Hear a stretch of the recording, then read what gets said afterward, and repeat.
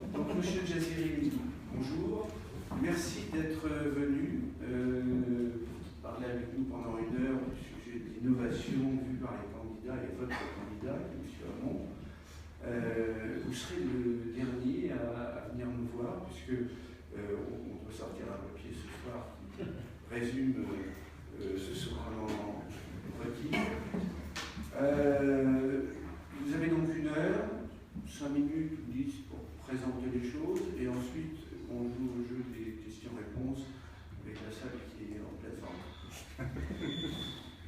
Merci pour l'introduction et surtout merci pour l'invitation. Donc je suis M. Jaziri, je suis entrepreneur de bâtiment, je fais pas mal d'insertions dans le cadre de mon entreprise avec des difficultés et aussi des relations sans papier. Voilà, ça c'est pour c'est rapide. Je suis aussi président d'une fédération entrepreneur, des quartiers d'outre-mer qui ont à peu près plein d'entrepreneurs. Et j'ai travaillé sur le projet avec M. Hamon sur l'entrepreneuriat, voilà, principalement. Et concernant l'innovation, celle qui pilote cette action, c'est Axel Lemaire, qui malheureusement ne peut pas être là aujourd'hui, donc on va citer pour la présence, que j'ai accepté avec plaisir. Et l'idée, parce que c'est plutôt un échange, ce qui me va bien, j'ai fait un grand oral. J'ai quand même quelques éléments, si vous êtes d'accord, à vous présenter sur l'innovation. Et ensuite, voilà, disponible pour vos questions. Donc, en quelques mots, pour le candidat, Benoît Hamon, bien évidemment, l'innovation est au cœur de sa campagne et au cœur de ses préoccupations. Et c'est pour ça qu'il a sollicité Axel Lemaire, qui a accepté de piloter ce projet de réflexion. On aspire à une France désirable, le motif de la campagne, vous avez dû entendre parler. Et l'innovation, ça c'est frappé de bon sens, mais fait partie intégrante du futur désirable et celui qu'il faut en forme. Après, on peut toujours vouloir, il faut en se donner les moyens. Donc on a quelques axes de réflexion que je vais vous partager. Donc la France, je vais le savoir, est la 6e puissance scientifique mondiale, qui est classée ainsi, et on peut en être fier. Pour l'habitant, c'est un beau classement, avec des prix Nobel, des médailles Field, des performances en recherche fondamentale. Voilà. Il y a vraiment des prix et des reconnaissances internationales qui démontrent une réflexion et une volonté de recherche voilà, sur le pays. Mais cette position, elle est fragile, elle est menacée chaque année. Et le rôle de l'État, c'est d'inciter à mettre la pression et éventuellement progresser, pas de régresser. Si on stagne, à un moment on regresse, donc c'est d'inciter. Donc on s'appuie principalement sur l'enseignement supérieur et la recherche, avec un besoin d'un nouvel élan, qui s'inscrit dans les vastes mouvements de renforcement des capacités de formation et de recherche que nous voulons observer au niveau international, qu'on veut conforter au niveau national. Et dans ce contexte international, la France a seulement un modèle d'enseignement supérieur et de recherche à défendre, mais aussi à promouvoir à l'international. L'enseignement supérieur et la recherche doivent être des leviers de puissance dans un monde de mutation, parce que ce monde se transforme quotidiennement, et on veut que la France non seulement fasse de la veille, mais aussi soit une locomotive sur l'innovation. Et je vais venir après sur les moyens, ça c'est les intentions, et sur quelle forme. Pour connaître ce futur désirable, nous avons besoin d'investir dans l'ESR. Et pour choisir ce plutôt que de le subir, il est donc indispensable de penser à un monde où nous voulons des savoirs scientifiques, mais aussi nous donner des leviers pour agir sur l'élévation du niveau et la qualification des nouvelles générations et l'évolution des compétences, la formation tout au long de la vie, et pas l'innovation. Je reviendrai tout à l'heure sur la formation tout au long de la vie, qui pour nous est très importante.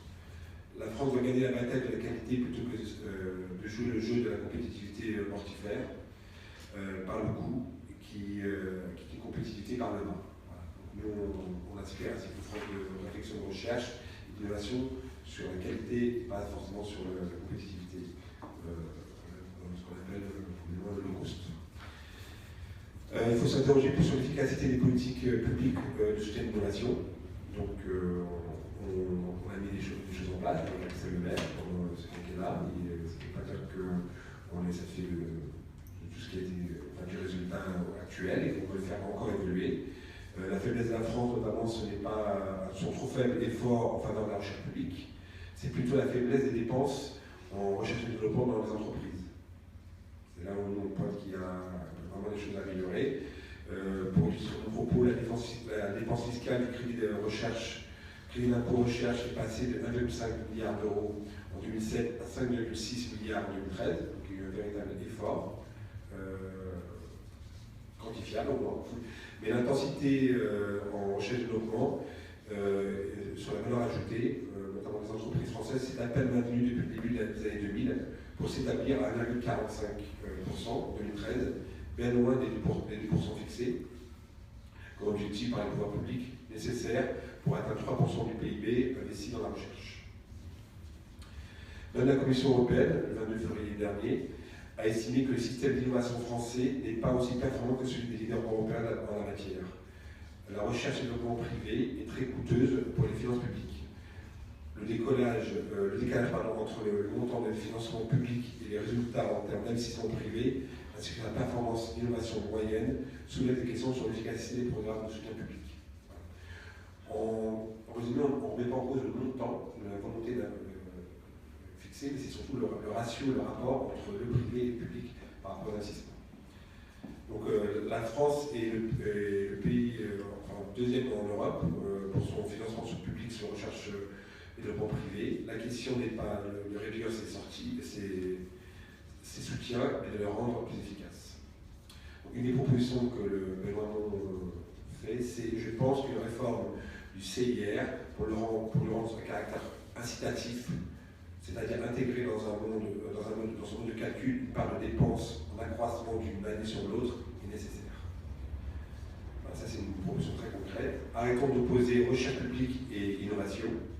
Les pays qui innovent sont ceux qui mobilisent judicieusement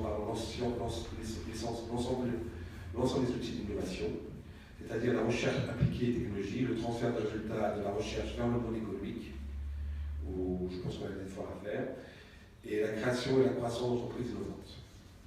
Il ne faut pas avoir une vision étriquée d'innovation qui n'est pas que technologique. Je pense notamment au groupe de travail, il y a aussi tout un groupe de réflexion au niveau de l'ingénierie et le développement au niveau administratif.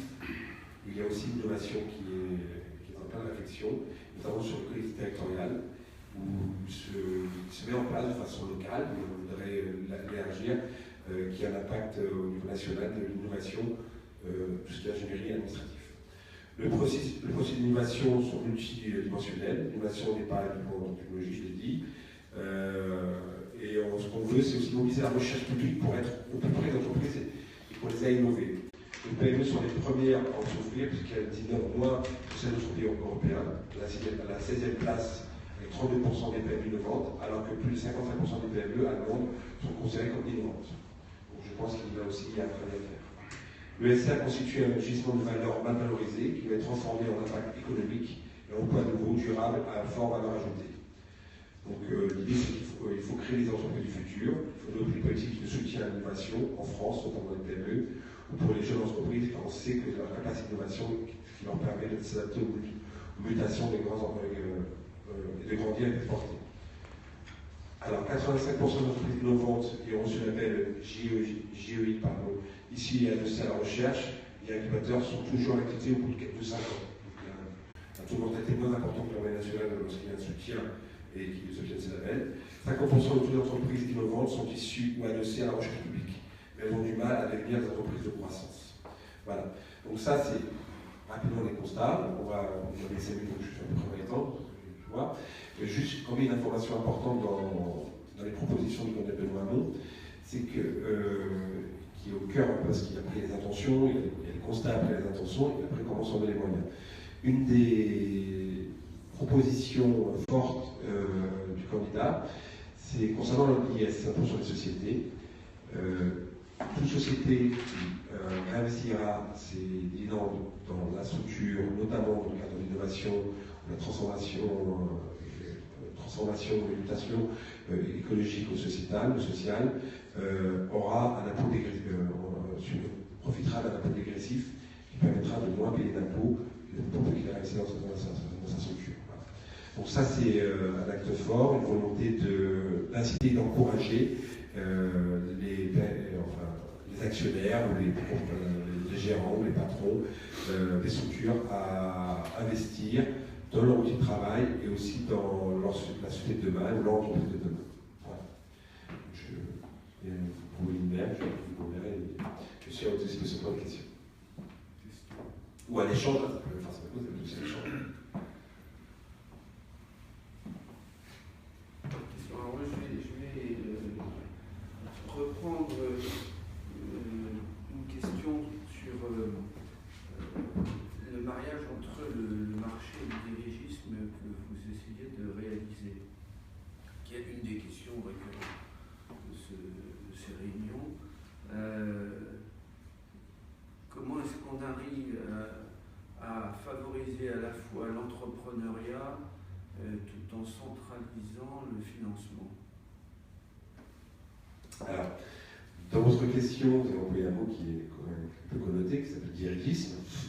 C'est pas tout à fait comme ça qu'on voit l'échange, c'est tout un partenariat, mais on ne peut pas d'un côté réclamer des soutiens et des aides dans les aides publiques et ne pas rendre compte. Quand vous payez des impôts dans votre ville ou auprès de votre maire, c'est normal qu'à un moment de votre travail, ils rendent compte. On a mis en place, je fais partie d'un parti politique qui a un président qui est sortant, le CICE, qui a été une volonté politique forte.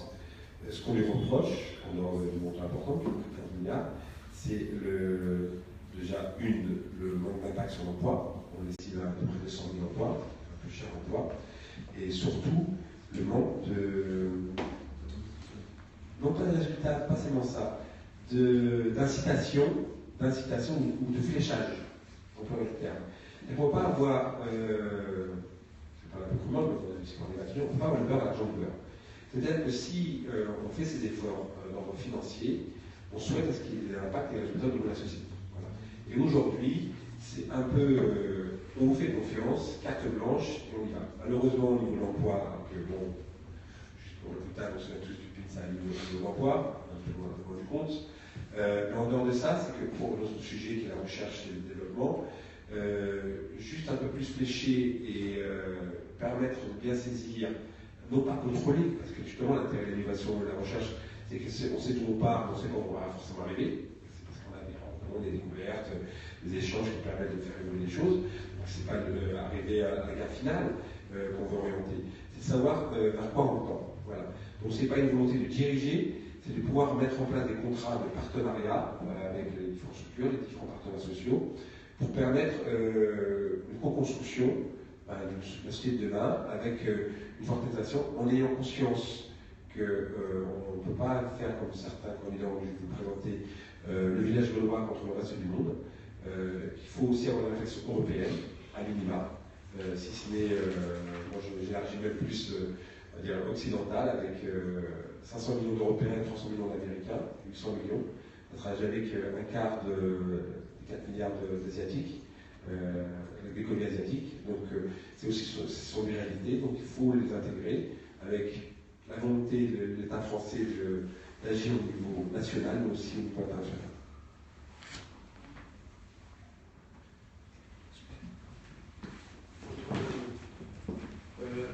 Je reviens alors sur un peu plus précisément sur le financement. La France, c'est aujourd'hui 1 milliard de financement dans le capital risque au travers essentiellement des FCPI et autre chose, très peu de business angel en volume. Les États-Unis, l'équivalent c'est 50 milliards. Alors ça tient au fait que c'est essentiellement des business angels, mais comme il y a eu, je dirais, plusieurs générations de gens qui ont fait fortune, ils ont les moyens d'investir massivement. Mais si on veut avoir, je dirais, la taille des États-Unis, si on veut que notre machine à innover la taille des États-Unis, toute proportion gardée, ça va être à 10 milliards. Comment est-ce qu'on peut passer de 1 milliard à 5 ou 10 milliards Où est-ce qu'on va chercher l'argent? Chez les business angels? Où ou dans l'assurance vie, ou dans des circuits, la BPI ou autre? Plusieurs choses. Déjà, au niveau de la comparaison, je ne mets pas en doute vos chiffres, mais j'ai besoin moins de saisir et comprendre que le ratio États-Unis-France fait que ça devrait entre 5 milliards. Là, c'est les chiffres que vous avancez. Je ne mets pas en cause dans l'absolu, j'ai besoin de les saisir. On est à 1 milliard en financement sur des fonds en France par an, pendant que les États-Unis sont à peu près le même type d'entité, c'est-à-dire des sociétés en start-up ou en premier développement, pas des groupes, pas des sociétés en troisième ou quatrième tour de fond, mais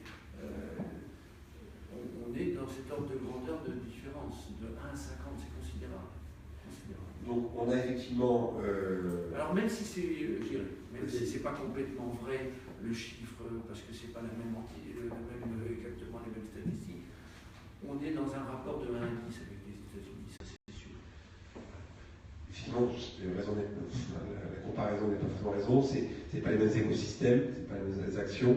Toujours est-il qu'un des engagements du candidat que je représente, Benoît Hamon, c'est d'ajouter 1 milliard supplémentaire pour la recherche et développement, notamment dans le supérieur, pour permettre d'embaucher 1500 professeurs supplémentaires par an pendant 5 ans, c'est-à-dire 7500 professeurs sur un mandat, et aussi l'idée d'1 milliard supplémentaire, sans compter la volonté, et là c'est un budget beaucoup plus important, peut-être qu'on arrivera au fameux milliard, c'est d'investir sur le quinquennat 100 milliards d'euros sur l'économie, et notamment sur la transformation et surtout les mutations au niveau écologique et sociétal. Il y a 100 milliards de prévus d'investis, et forcément, ces 100 milliards, ce n'est pas de les verser dans le sable, mais de réfléchir à comment les utiliser au mieux pour préparer la société de demain. Alors la première partie de votre réponse, la recherche, ce n'est pas notre problème. Ça ne veut pas dire qu'on est contre, ni pour, ni quoi que ce soit. C'est quand même lié, sûrement. Non, l'innovation et la recherche. Assez lointainement, contrairement à ce que beaucoup de gens croient. Assez lointainement, sauf la recherche appliquée pour les innovations incrémentales. Et je souligne que c'est celle-là qui est le plus facile à valoriser. Pour certains, je vais me répéter, mais quand vous faites 30 € d'économie sur un véhicule automobile, il y en a 100 millions par an, ça fait beaucoup d'argent. Avant de faire la même somme avec une innovation de rupture, vous avez pour une génération à attendre. Donc on ne parle pas du tout des mêmes échelles de temps, et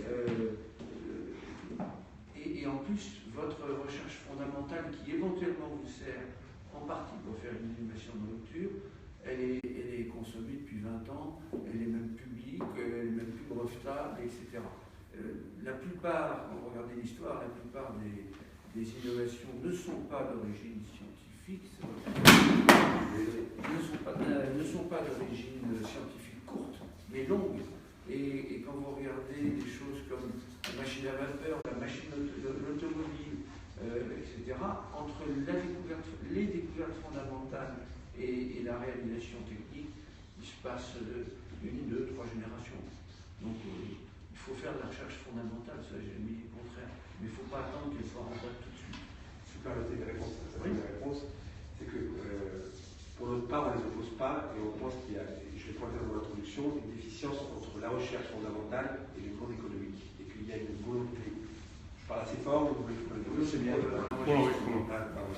Oui, donc je disais que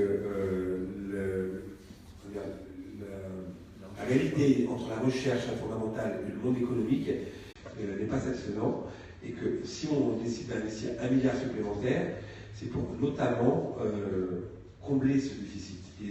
Et je suis d'accord qu'il y a des recherches fondamentales qui travaillent sur les futures générations, qui impacteront beaucoup plus tard et qu'on a du mal à évaluer, et qu'il faut aussi être capable d'avoir des résultats, on va dire, beaucoup plus immédiats, même si il faut toujours relativiser entre 1 € investi et le salariat qui est court et long terme. Parce qu'il va au-dessus de notre tête travailler. Voilà. On sait que les résultats seront pour nous dans quelques années, ou alors ces 3 000 milliards pour le secteur automobile, le budget mondial, le budget modèle du secteur automobile, et c'est sûr que quand on réussit à faire des économies de quelques dizaines d'euros, ça impacte sur le développement et ça rend plus compétitif, surtout que, Et surtout que nous, on vise effectivement une volonté de monter en gamme sur la recherche pour permettre non pas de faire la concurrence low cost, on sera toujours perdant face à des économies qui parlent tellement plus bas au niveau on va dire, coût et investissement au niveau de vie, par rapport à, je pense notamment à l'Asie. Donc il faut plutôt jouer sur la qualité que sur le quantitatif ou sur le bas de gamme. Mais par contre, cette volonté d'avoir un lien plus direct avec l'entreprise et le monde de l'entreprise, on en a conscience, et c'est pour ça que je parlais tout à l'heure d'échange et de travail de co-construction avec notamment les partenaires sociaux.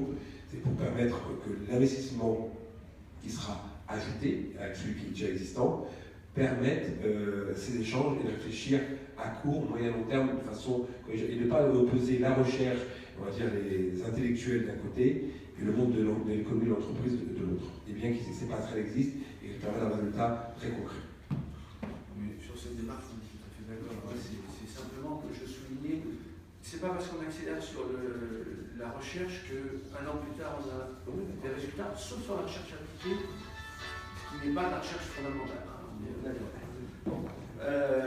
Et ceci étant, nous allons avoir un programme de financement du risque, c'est-à-dire ce que je décrivais, les milliards qui devraient devenir 10 milliards, il faut avoir de l'argent à risque pour ça, et pas forcément de la subvention. Alors, une réponse complémentaire pendant que monsieur va réagir, ou alors, c'est que par rapport aux propositions faites par Benoît Hamon, notamment sur l'entrepreneuriat, on s'appuiera sur la BPI, de façon plus importante, à tel point qu'on s'est rendu compte dans le groupe de travail d'Infection avec entrepreneurs, c'est que nombreux entrepreneurs pointaient le manque, à certains moments de développement, le manque de soutien de banque lorsqu'ils voulaient développer, lorsqu'ils avaient besoin de crédit pour anticiper des marchés ou anticiper des investissements super importants et qu'ils n'avaient pas la carte de la banque. Donc, on a fait une proposition, le premier a fait une proposition qui sera mise en place avec la BPI.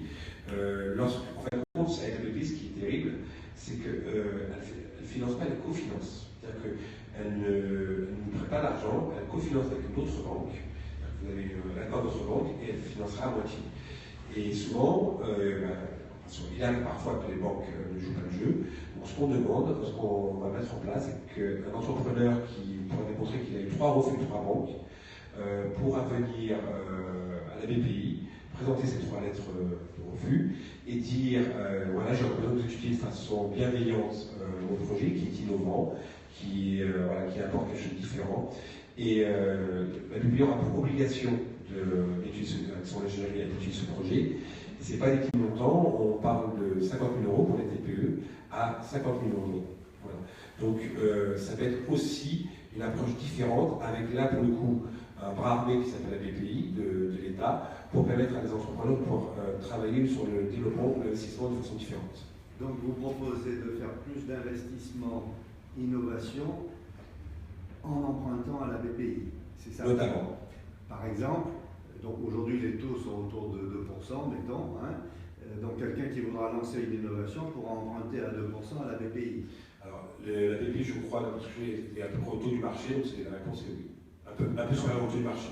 Alors comment comprendre qu'un nouveau projet très innovant qui ira, mettons, 2 chances sur 3 de se planter, en fait on ne sait jamais quel est le risque, mais c'est ça l'ordre de grandeur, peut être financé à 2% par an?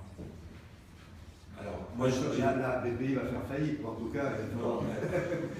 Parce que moi, je mettre en place une ingénierie qui permet de faire des risques différents, et ensuite, si les banques ne le font pas, d'accord, parce que vous parlez du risque, ils ne le font pas. C'est qu'il y a trop de risques, c'est pour ça qu'ils ne le font pas. Oui, mais l'État, peut-être que lui, à ce rôle-là, il ne peut pas prendre ce risque.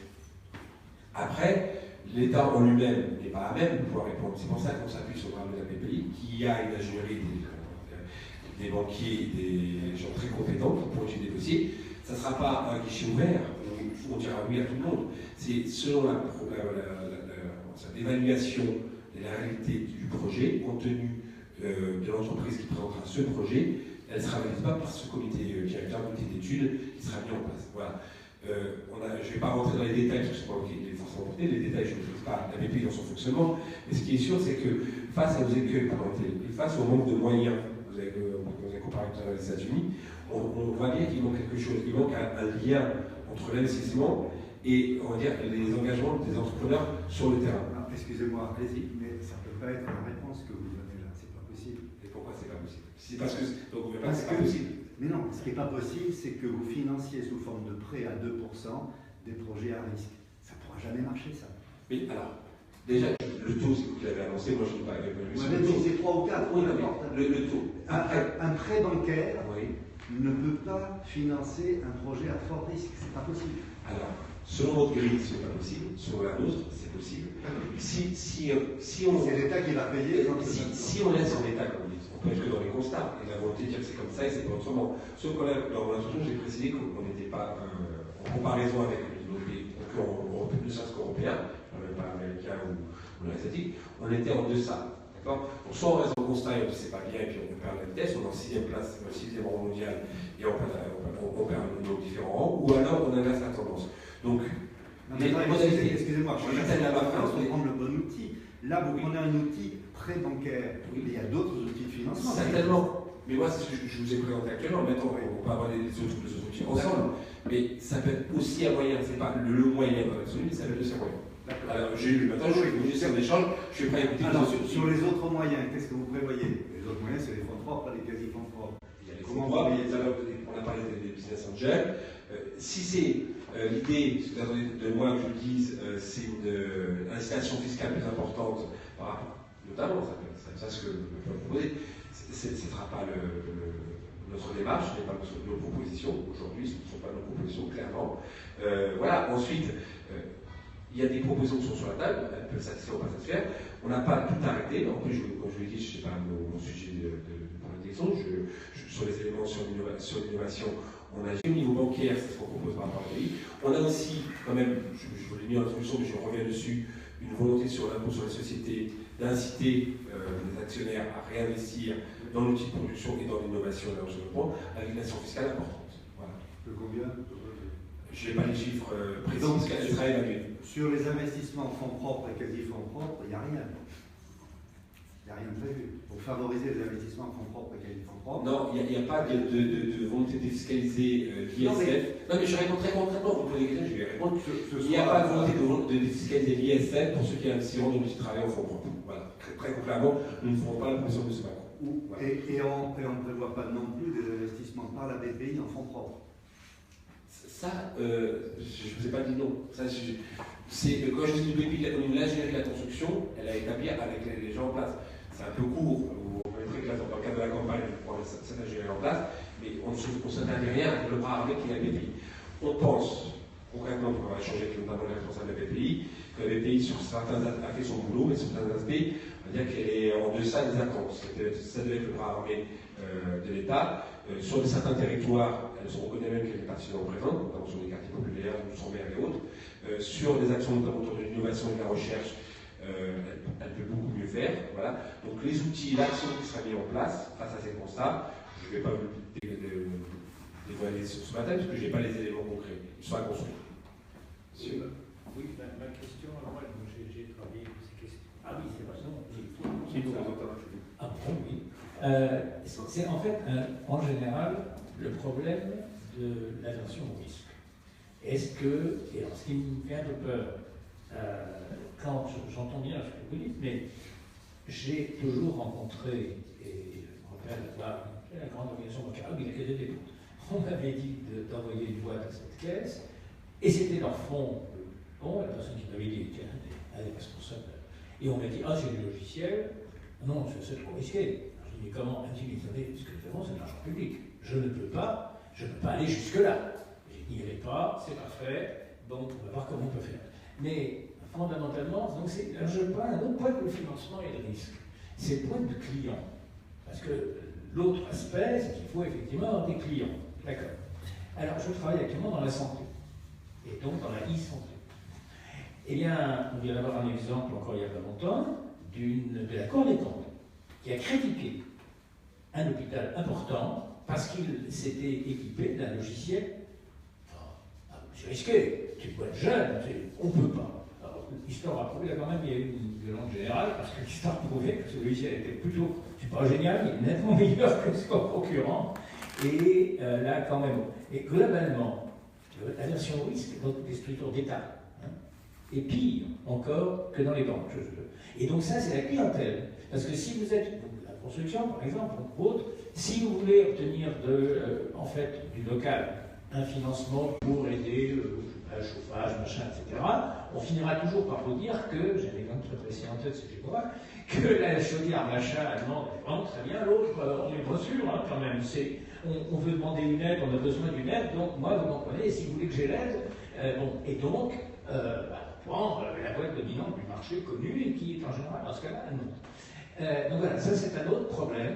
Comment des structures d'État, alors d'État ou de collectivité, ou de banques locales, bon, alors elles admettent malheureusement, et ça c'est le dernier point aussi, une lourde erreur, je pense, c'est que les pôles de compétitivité, si vous voulez avoir une chance d'avoir de l'argent, vous pouvez en avoir, et même ça donne des bulles, vous pouvez l'avoir par la société de développement, etc., locale, à condition d'ouvrir un bureau, et j'ai un exemple très concret en tête dans les Alpes, vous ouvrez un bureau dans la zone, mais ça, c'est bien, c'est le pôle de collectivité, dans une zone montagneuse, voilà, c'est n'importe quoi. Alors finir, je comprends mieux si vous dites dans le bâtiment, on va réfléchir ensemble, mais voilà, donc là, c'est comment l'aversion au risque s'en va-t-elle de la tête de plein de gens qui vont finalement, des boîtes comme par exemple OVH et autres, ont été chercher des clients au Canada, aux États-Unis, mais pas en France, au départ.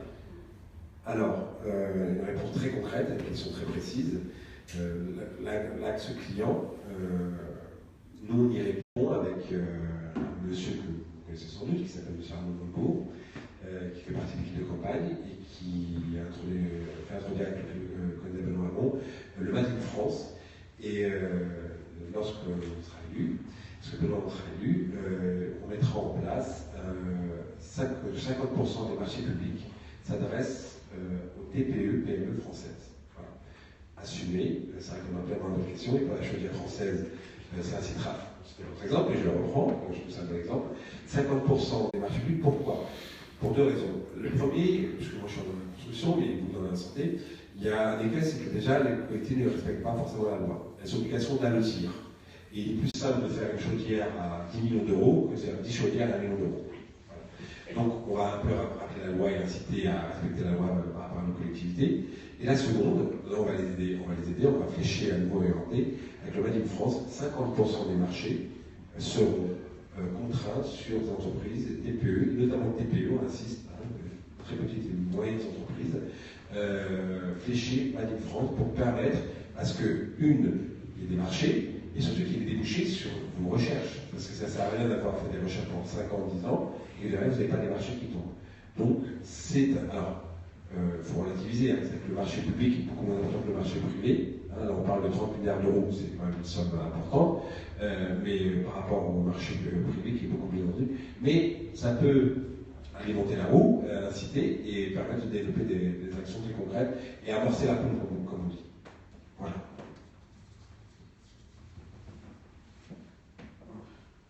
On va un tout petit peu changer de sujet. En face de l'entreprise innovante et de toute la chaîne innovante, il y a l'État.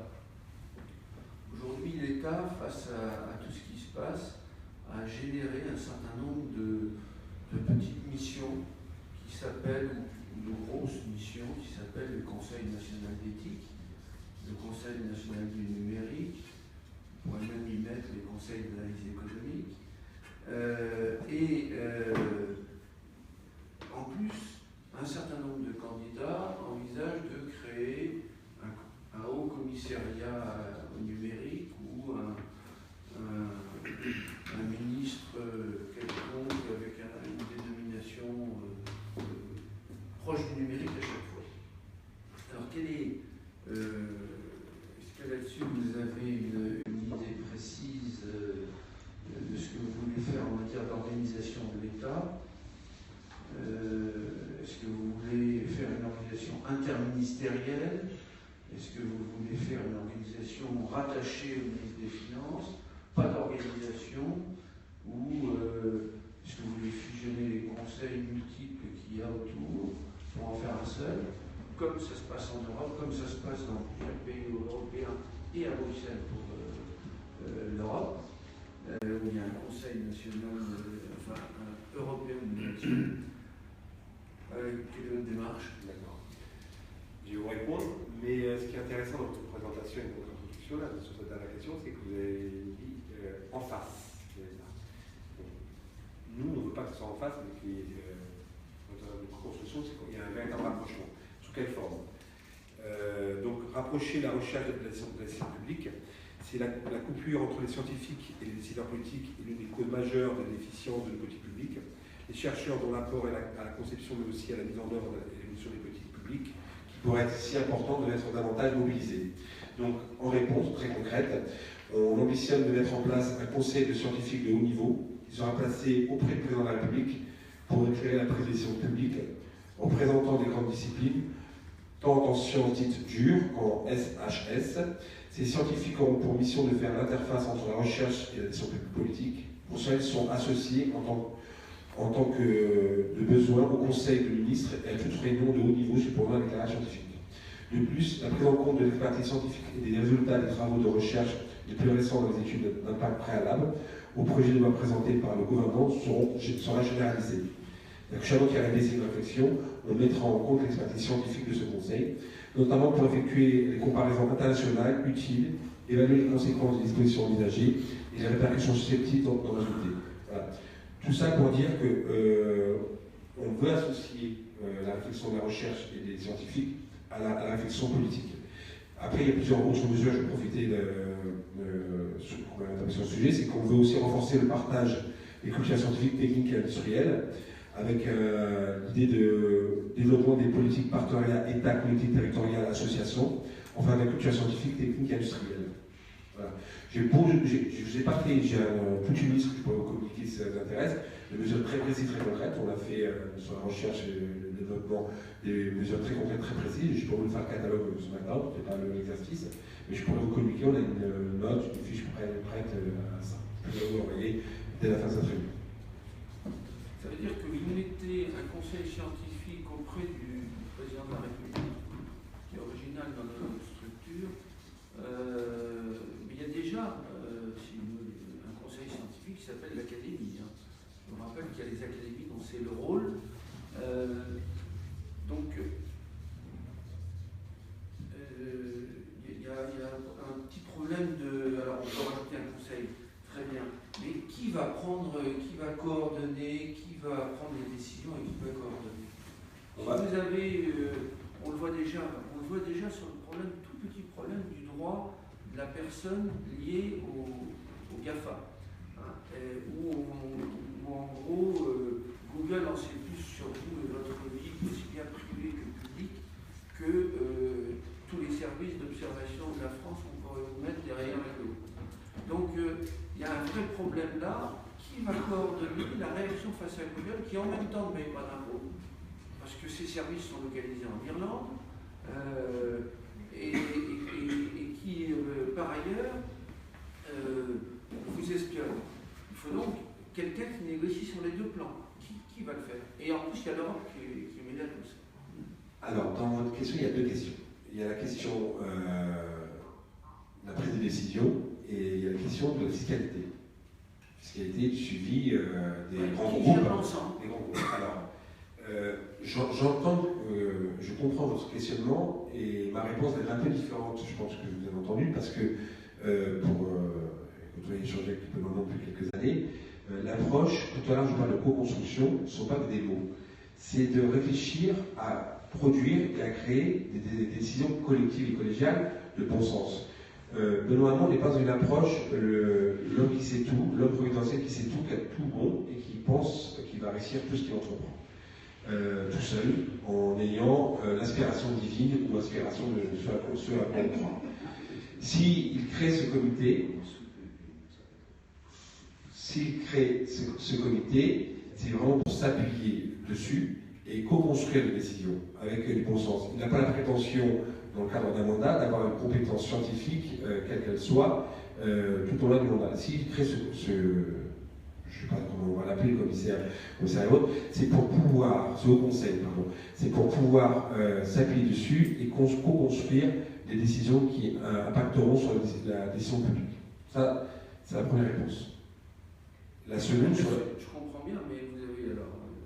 ok, c'est une première marche pour préparer la suite. Okay. Mais ceci étant, dans le système français, je ne vois pas de conseil auprès du président de la République. Vous avez un vrai problème constitutionnel, à mon avis.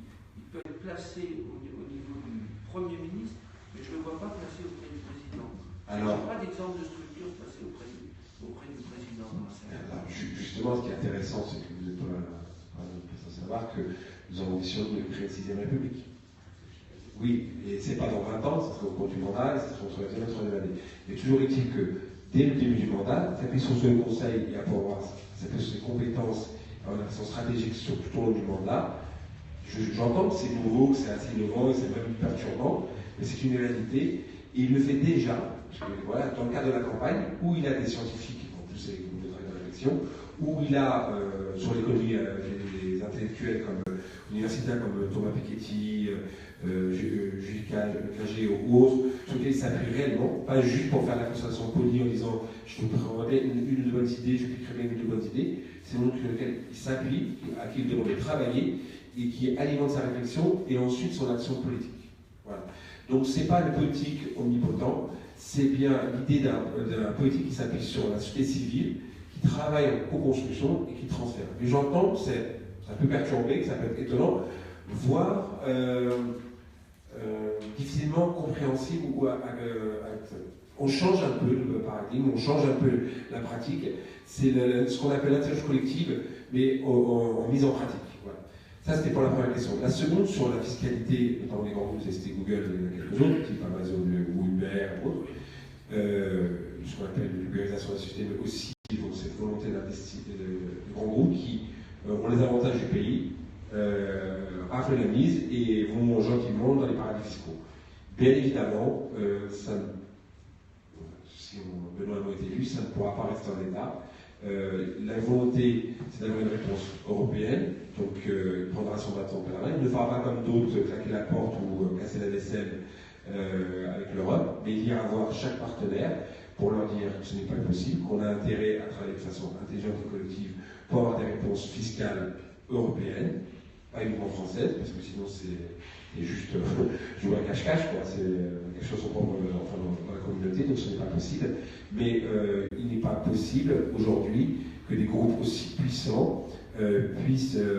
Mais ça change déjà. Alors, juste pour l'anecdote, je l'ai raconté une fois, ça fait sourire, mais cet été, je ne dois pas le dire, mais je le dis quand même, ça reste entre nous. Je me coupe la caméra 30 secondes. J'ai comme client le groupe que vous avez cité. Voilà. Et il se trouve que je faisais sur leur siège et que j'ai vu débarquer au mois d'août une centaine d'inspecteurs des finances de Bercy qui sont arrivés, qui ont débarqué contre tous les éléments informatiques et qui sont en train d'étudier, d'éplucher les choses. Donc c'est en train de changer. Pour savoir, l'idée c'est que là où vous faites votre chiffre d'affaires, vous payez les impôts en conséquence. Voilà. Il y a une prise de conscience, c'est sûr que ça peut être toujours considéré comme toujours trop tard, mais quand même, cette réalité fait qu'on ne peut plus accepter que des groupes aussi importants que vous avez cités fassent leur beurre ici et en toute égalité, hein. Oui, mais avec même des oui, parce qu'il y a des on l'a dit, il y a des États voyous au sein de l'Europe, oui, qui font de l'incitation non pas fiscale, mais du braquage fiscal. C'est plus une incitation. À partir du moment où il y a des oui, excusez-moi, c'est du braquage fiscal. C'est du braquage. Vous dites, venez chez moi, vous payez 5% ou 10%, alors que là-bas vous avez payé 30%, au 25, vous n'avez plus le rapport à la même année. Donc soit on constate que c'est pas juste, c'est pas bien, ou on dit stop. Non, mais c'est pour ça que je vous posais la question. Comment vous coordonnez entre tout ça? Vous avez entendu parler du rapport Collin et Collin. Bon, moi je trouve très optimiste quand vous nous dites, ça y est, c'est en route, et les GAFA, et les Natu, et les futures sociétés chinoises tremblent. Je n'en suis pas sûr du tout. Je ne sais pas si elles tremblent, mais je pense qu'elles prennent conscience que ça ne sera plus l'Eldorado comme elles l'ont pratiqué. Elles en ont profité au maximum, elles continueront jusqu'au bout. Mais quand il y a une volonté, d'État. Vous savez, je ne vais pas essayer d'être trop provocateur, mais des braqueurs, il y en a toujours. des gens qui cherchent à profiter du système, ça existe depuis tout le temps. Et le système s'adapte, il trouve des solutions. Les braqueurs des années 20, ce n'est pas les mêmes que les années 80, ce ne sera pas les mêmes des années 2020. Donc c'est à l'État de trouver des solutions adaptées. Et là, en l'occurrence, je vous dis, la réponse elle sera française, mais pas uniquement, elle doit être européenne. Donc elle doit être construite de façon éthique. C'est pas facile, et oui, j'assume, que notre candidat est optimiste, et que si il prend la tête du pays, c'est pour changer les choses. Juste un exemple. Lorsqu'il était ministre de la Consommation, il a remis en cause les positions dominantes des assurances. Je t'assure que ce n'était pas facile à cette époque, ce n'était pas évident. Il y avait un vrai lobbying. Et elles sont puissantes, les assurances en France, très puissantes. Ça n'a pas tremblé. Il a eu aussi affaire au lobby des opticiens. Ça n'a pas tremblé. Pourtant, je peux vous dire, pour avoir su un petit peu la chose, il y a du monde qui passe son bureau. Il y a eu des coups de fil, ça tournait, ça chauffait. Il a maintenu ses lois. Et aussi sur une petite loi qui s'appelle la loi Hamon concernant l'action de groupe, je vous garantis qu'il y a eu beaucoup d'opposition de gens très puissants qui se sont dit mais c'est pas possible, vous vous rendez compte, il suffit qu'il pèlera, on va pèlera sur les réunis, ils peuvent nous attaquer, on va apparaître aux États-Unis, c'est pas possible. Ça a été maintenu. Donc oui, il faut du courage. Ce sont des géants économiques. L'État n'est pas un petit État, l'État français, et il faut une personne à la tête de cet État qui permet d'avoir le courage d'affronter localement, nationalement, mais aussi au niveau européen. Et c'est pour ça qu'il a été notamment en Allemagne, il a rencontré Martin Schulz et aussi Angela Merkel, en mettant en avant qu'il devait y avoir des réponses collectives on va dire, au dysfonctionnement de l'Europe. Parce que sinon l'Europe, ce serait une Europe que les Européens vont rejeter, qui est déjà le cas. Il y a une autre réponse, c'est le RGPD, vous savez comme moi, c'est-à-dire la réglementation générale de la protection des données. Ça peut être une piste, puisque toutes les entreprises, quelles qu'elles soient, même tous les particuliers, vont être obligés à partir de mai 2018 de faire la liste de toutes les données. C'est peut-être une piste. C'est une piste. De relation avec... C'est toujours sur la question européenne. Pas directement européen, bien sûr. Parce que notre affaire aujourd'hui, et bon, ayant travaillé pas mal, et toujours actuellement d'ailleurs, dans un groupe européen de travail, j'ai constaté un problème, qui est que les grands groupes dont nous parlons, les lobbies dont nous parlons, ont une puissance énorme par rapport à un grand nombre de pays. Bon, c'est-à-dire effectivement, et je dirais que la représentante française, pour moi modestement, et allemande, a souvent voté ensemble. Mais malheureusement, les demandes qui arrivaient ou les propositions qui arrivaient, on avait contre nous d'un coup beaucoup de petits pays qui trouvaient très intéressant un beau cadeau fait par un des GAFA ou en l'occurrence plutôt des gens de la santé. Bon, ça c'est un vrai problème aussi sur la manière dont on le régler au niveau international, parce que cette politique d'innovation et de soutenir l'innovation européenne fait beaucoup de boutons chez les groupes américains qui n'aiment pas ça et qui vont en Irlande en plus. Reconnaissez quand même que Benoît Hamon était un des rares candidats qui ambitionne s'attaquer à ce problème. Et que certains candidats, on ne va pas les nommer, je ne suis pas là pour dénigrer, mais pour eux ce n'est même pas un problème. C'est-à-dire qu'ils composent avec, ils trouvent ça normal, ça fait partie de la mondialisation, et puis il y a des gagnants, des perdants, et tout le monde doit s'adapter, c'est le système, c'est Schumpeter, voilà, il y a ça construit, ça démolit, et on doit faire avec. Et bien Benoît Hamon, il dit c'est un problème, et que quand on décide de mettre en place des règles du jeu, elles sont là pour tout le monde, et c'est pas certains qui jouent avec d'autres règles qui écrasent les autres. Voilà. Donc le candidat que je représente, non sont pas conscients du problème, mais ont envie de le traiter. Et je peux vous le garantir maintenant, je s'engage que moi, mais il n'aura pas la main qui tremblera le jour venu. Oui. J'ai une question par rapport à la fiscalité. C'est pour moi que je parle à la caméra. Merci.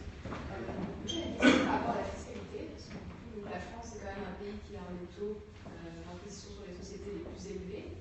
Est-ce que vous comptez vous aligner par rapport à la moyenne européenne, comme le proposent certains candidats, ou est-ce que vous comptez garder un taux élevé? Alors, le taux va baisser, je crois que cet été, je crois qu'il va descendre à 27%. On ne va pas le baisser, on ne va pas l'augmenter non plus, on va composer avec. On va surtout réorienter une partie du CICE, notamment, je parlais tout à l'heure sur la recherche et le développement, mais aussi sur des actions pas les clients. Je ne vais pas parler des mesures phares, parce que je pense que vous avez souvent entendu parler, qui s'appelle le revenu universel d'existence, où on va récupérer une partie du CICE pour permettre de le financer. Et pourquoi je vous en parle? Parce que c'est aussi un impact sur le compte. Là, vous parlez du client. Lorsqu'on augmente le pouvoir d'achat, on va dire les plus défavorisés et avec un universel, ils consomment. Et l'idée, c'est d'inciter et d'orienter la consommation française aussi, mais que vos recherches et votre travail soient impactés sur un marché plus important, avec des moyens plus importants. Voilà. Et pas en augmentant une TVA pour refaire un peu d'impôt. On réduit l'impôt société. Moi, j'ai eu quelques débats avec ceux qui étaient là précédemment, mais surtout avec M. Novelli, qui je pointais le tour de passe-passe, donc je baisse les impôts sociétés, mais j'augmente la TVA, je récupère l'argent à droite et à gauche, et en fin de compte, c'est juste un tour de passe-passe qu'on peut s'amuser à démontrer facilement. Le taux va baisser prochainement, il ne sera pas remonté, mais après, il y a aussi une volonté, on revient à l'Europe, hein, c'est un peu la réponse qui vous paraît facile, mais elle n'est pas si évidente que ça. On ne veut pas que l'Europe soit le bouc émissaire, le problème de tout ceci, l'origine de tout ceci, mais bien la solution. Et l'idée, c'est qu'il y ait une volonté de superharmonisation fiscale. C'est-à-dire qu'on travaille à ce qu'au moins, autour de la zone euro, on ait une harmonisation fiscale. Et pas simplement à 10, 20 ou 30 ans dans le mandat qui vient. Voilà, très concret. Il y a une stabilité fiscale également. Stabilité fiscale avec... Stabilité fiscale avec quand même, entendez-le bien, un IS, quand j'ai dit, j'aurais dû donner un peu plus complète, un IS dégressif pour les actionnaires ou les gérants qui réinvestissent dans la société. Ce qui a un impact important. C'est-à-dire qu'on ne va pas inciter à distribuer des dividendes, on va inciter à réinvestir dans l'outil de production. Et ce n'est pas la même chose, je ne connais pas votre structure, je ne sais pas ce que vous représentez, mais ce n'est pas du tout la même approche. On veut des entrepreneurs citoyens, et le rôle de l'État, c'est pas d'être en face, comme ça a été présenté tout à l'heure, mais d'être un partenaire qui accompagne tout au long de la création jusqu'à la transmission de l'entreprise. Je pourrais dire, c'est une proposition phare du projet entrepreneurial, il y a 30 000 entreprises en France chaque année qui meurent par faute d'absence de transmission ou de repreneurs.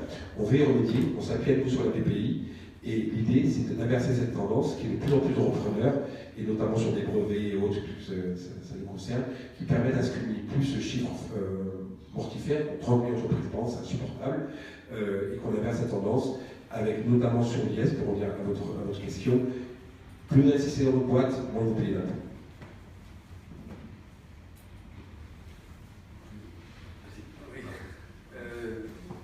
Vous avez parlé de l'entrepreneuriat au début, mais on n'a pas tellement détaillé le sujet. Qu'est-ce que vous prévoyez pour renforcer l'entrepreneuriat? Je rappelle, pour bien mesurer l'importance de l'entrepreneuriat, deux choses. Un, c'est que c'est la base de la force américaine. Quand vous discutez avec les Français qui travaillent aux États-Unis, ils disent quoi qu'ils fassent, ils sont sauvés par l'entrepreneuriat. Quoi qu'ils fassent, entre guillemets, entre parenthèses, pour l'innovation, ce n'est pas le sujet. L'entrepreneuriat qu'ils ont, on les sauve. Donc, si on veut importer un peu le modèle, je ne dis pas qu'il faut l'importer complètement, qu'est-ce qu'on fait pour l'importer? Et notamment sur un point précis, qui est celui du risque pris par l'entrepreneur. Aujourd'hui, dans notre système de sécurité sociale, de caisse de retraite, une personne de 45 ans, qui est l'âge normal pour créer une entreprise, moyen aux États-Unis,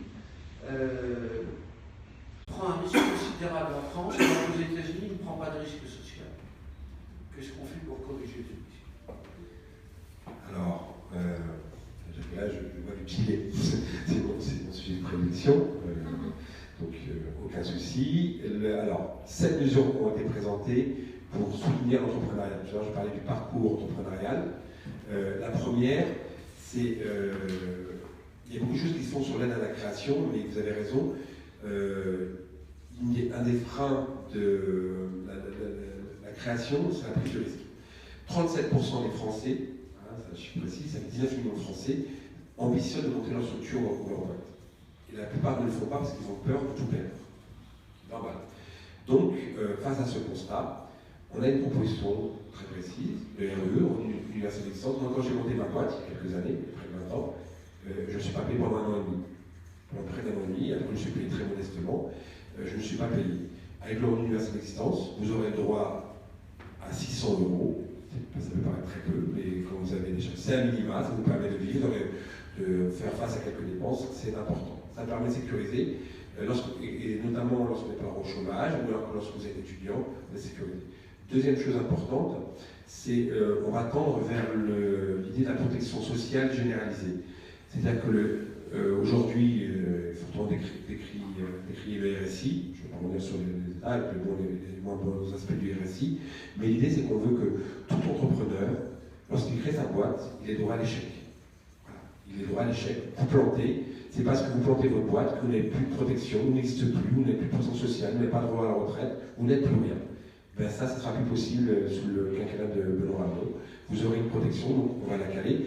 Et chose importante par rapport à notamment un candidat qui est Emmanuel Macron, nous, on n'étatise pas les caisses.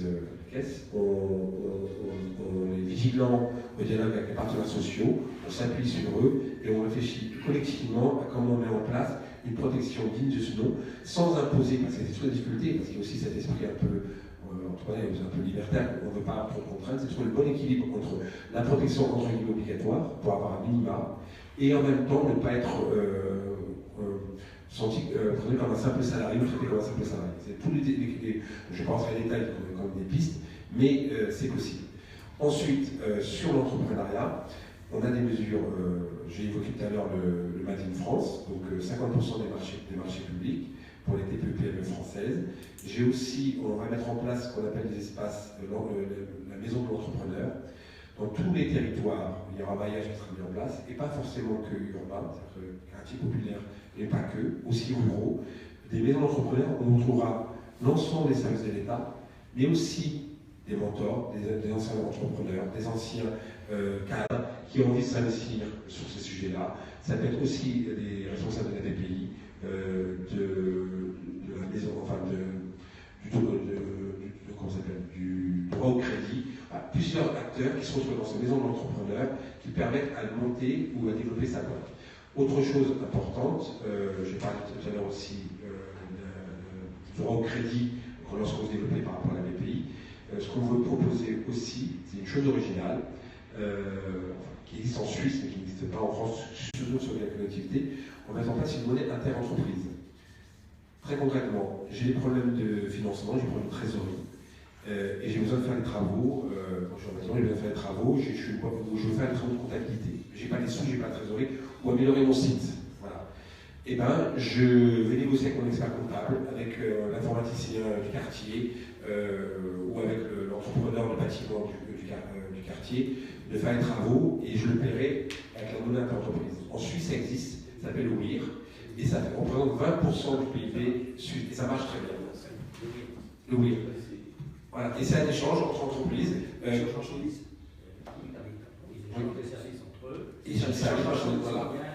Le service est indexé de par différence. Tout à fait, voilà. Mais il y a des organismes bien qui. Voilà, donc on veut mettre ça en place, voilà. Et tout à l'heure, j'ai oui, WIR, voilà. Et ça marche très bien, et on veut mettre en place. Autre proposition, donc tout à l'heure je disais par les entreprises, l'aide à la reprise. C'est important dans la philosophie. Pourquoi on a transmis une entreprise qui n'ont pas d'entrepreneur? Parce que la plupart du temps, l'entrepreneur ne dévoile pas qu'il veut céder sa entreprise. Pourquoi? C'est pas qu'il a le goût du secret, c'est qu'il a peur qu'une de ses salariés le quitte. C'est pas négligeable, parce qu'ils ont peur de leur lendemain, qu'ils soient débauchés, ou alors ses clients aussi, perd ses clients, ou simplement qu'il soit entre guillemets attendu au coin du feu par le concurrent au coin du bois pour être repris. Donc là, c'est une démarche totalement différente où on va inciter les salariés, grâce à la BPI, c'est l'entrepreneur qui prendra ses salariés par là, parce que souvent il ne dit pas à ses salariés en disant qu'ils ne sont pas capables financièrement de récupérer ma boîte. Et c'est comme ça qu'on a des boulangeries, des mécanos, des maçons, ou je ne sais quoi, ou simplement des boîtes informatiques qui ne sont pas reprises. Là, c'est pas du tout la même démarche, c'est que l'entrepreneur prendra les mains par la main des salariés en disant viens, je vais t'aider à monter ton projet, parce que la BPI va financer cette entreprise, elle va se porter garant. Après, je peux aller voir les banques, mais au moins tu as une garantie au niveau de la BPI, et ça va alors reprendre la boîte. Et ça, c'est tout à fait différent dans l'approche, parce que c'est l'entrepreneur, au lieu de cacher l'information, il va être prescripteur d'information qui accompagnera ses salariés pour aider à reprendre. Et c'est une approche et une psychologie tout à fait différente. Voilà. Ce sont quelques mesures très concrètes pour les entrepreneurs pour permettre de créer sa boîte, de la développer ou de la transmettre. L'idée, c'est que l'État soit partenaire du parcours entrepreneurial du début à la fin de l'entreprise. J'en ai 17, j'en ai 6.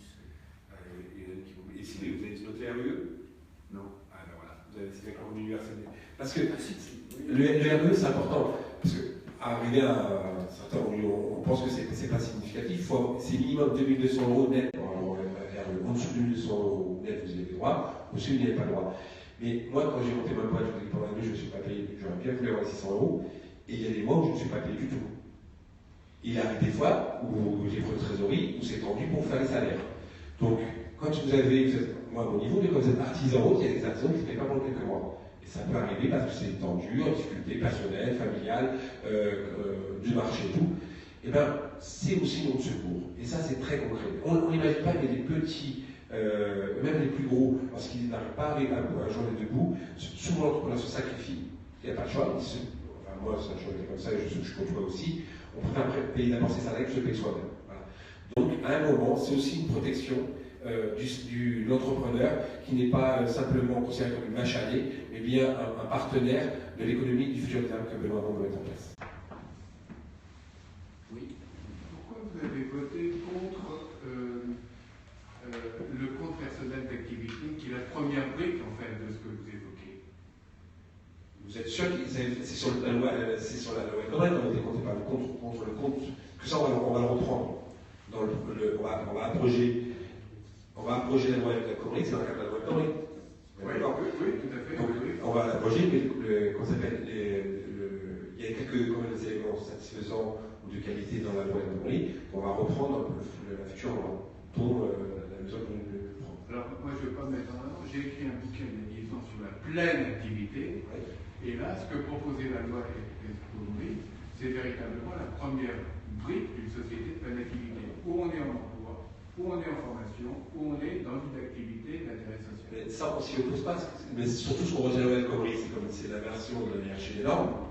Et jusque maintenant, la décision de l'entreprise passe sur l'accord de branche ou l'accord national, qui pose un problème.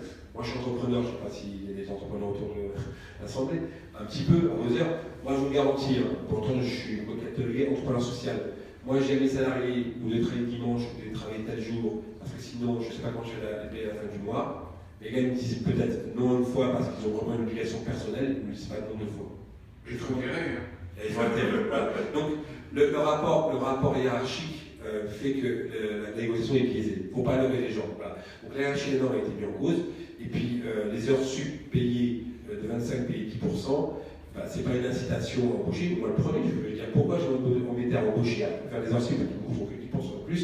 Quand j'ai des coups durs, j'ai des coups courts, j'ai fait bosser mes gars et j'embauche pas. Donc, ces deux propositions, ces deux mesures actées dans la loi Corée, pour nous, elles ne sont pas acceptables.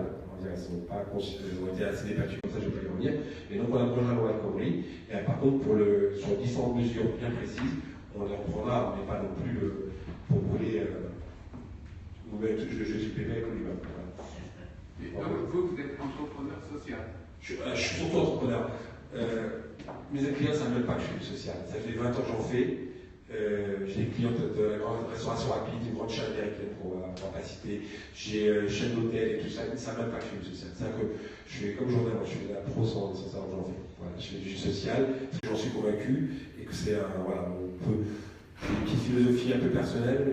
Quand on réussit dans la vie ou qu'on a des attitudes, on a aussi quelques devoirs et ça me fait pour ça que je trouve ça normal de prendre la main au dire aux plus fragiles. Et ça, c'est mon engagement. Je ne prends pas de gens sur les autres, mais l'idée, c'est que mes clients, c'est comme vous, quand vous refaites votre salle de bain ou votre salon, vous voulez la qualité, le délai et le prix, dans ce que vous voulez. C'est ces trois critères qui font choisir un devis par rapport à l'autre. Mes clients, c'est ce qui leur préoccupe. Ce que je fais à côté, les intéresse.